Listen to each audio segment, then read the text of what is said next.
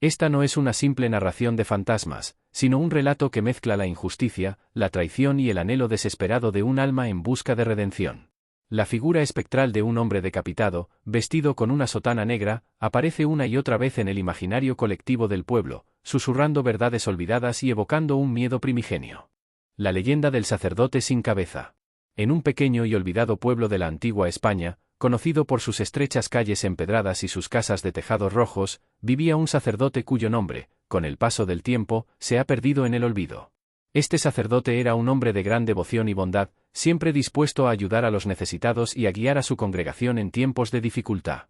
Sus sermones eran conocidos por su elocuencia y profundidad espiritual, y no había nadie en el pueblo que no le tuviera un profundo respeto y admiración. Sin embargo, en las sombras de aquella comunidad aparentemente pacífica, crecían la envidia y la maldad. Algunas personas, cegadas por la codicia y el deseo de poder, no podían soportar ver la influencia y el cariño que el sacerdote tenía entre los habitantes del pueblo. Comenzaron a tejer intrigas y a sembrar mentiras con el objetivo de desacreditarlo y hacerlo caer en desgracia. Una noche, en medio de la oscuridad y el silencio, el sacerdote fue arrestado bajo acusaciones falsas de herejía y conspiración. Lo llevaron a una celda fría y húmeda, donde pasó días enteros esperando su juicio.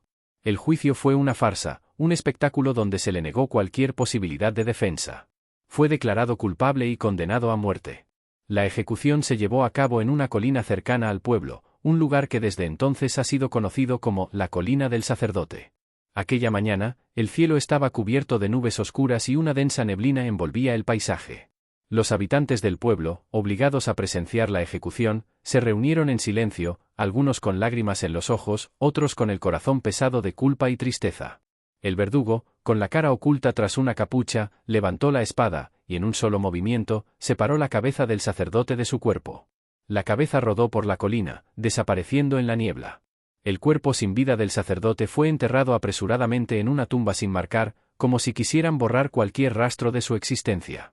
Sin embargo, la injusticia cometida no quedó sin consecuencias. Poco después de la ejecución, comenzaron a suceder cosas extrañas en el pueblo.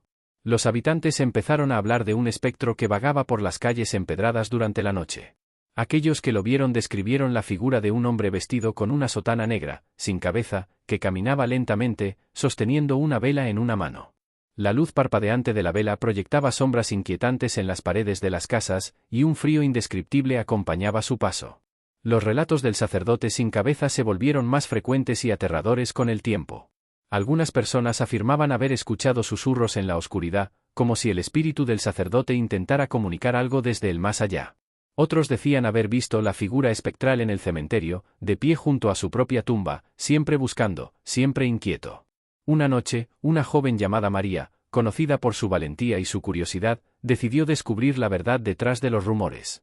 Equipada con una linterna y una manta, se dirigió a la colina donde se llevó a cabo la ejecución.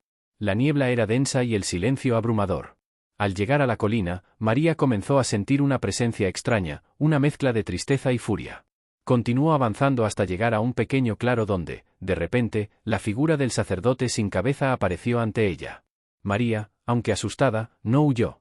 Se armó de valor y habló al espectro, preguntándole qué necesitaba para encontrar la paz.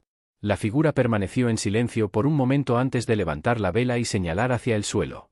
María comprendió que el sacerdote buscaba su cabeza y justicia por la injusticia que había sufrido.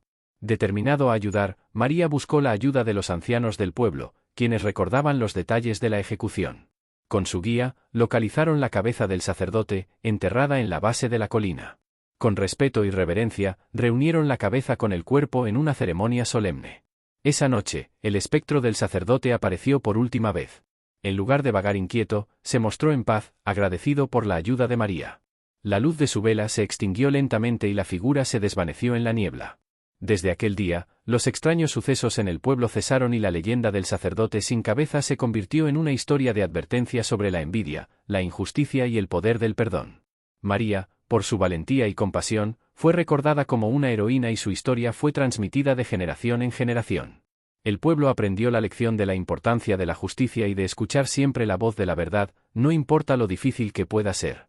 Y así, la leyenda del sacerdote sin cabeza perdura hasta nuestros días, un recordatorio de los peligros de la injusticia y del poder redentor del coraje y la bondad.